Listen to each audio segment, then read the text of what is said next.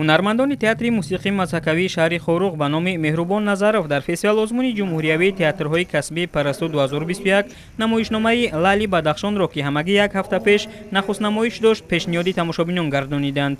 Намоишномаи мазкур бахшида ба 30-юмин солгарди истиқлолияти давлатӣ аз рӯи асари Ҷумъа Қуддус бо коргардонию ҳунарпешаи театри мусиқии мазҳакавии шаҳри хоруғ Умед Хисрав рӯи саҳна гузошта шудааст.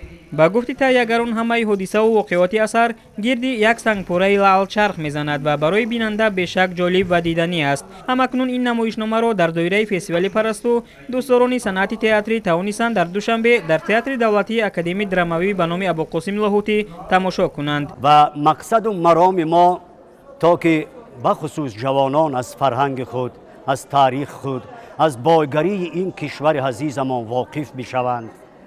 ва худатон дидед он ҷо гуфтанд ки ниятро нек созед то ризқу рӯзӣ насиби шумо бигардад.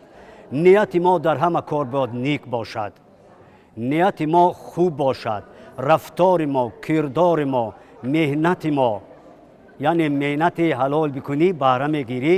ва ин намоишнома ҳам таълимӣ аст, ҳам тарбиявӣ аст, чунки театр худаш як минбари як мактабест ки ба ҷавониён дарси одаму одамгарӣ, зебоӣ, зебоипарастӣ, меҳнатдӯстӣ меомӯзад ва боварӣ дорам ки аз қарсакҳо мақбул шуд барои мухлисон. намоиши Лаъли Бадахшон аз ҳаёти сокинони як деҳаи Кӯҳистон, расму оин, урфу одат ва меҳмоннавозии онҳо ҳикоят мекунад.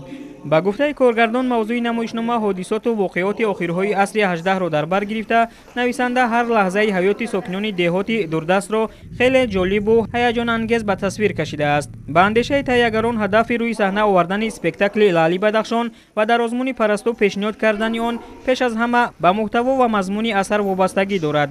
зеро мавзӯи асосии намоиш ин ба тамошобин расонидани паёми некӣ, рафоқату бародарӣ, адолату асолати инсонӣ, дурӣ ҷустан аз фиребу найранг ва зиндагӣ кардан аз ҳисоби заҳмати ҳалол аст.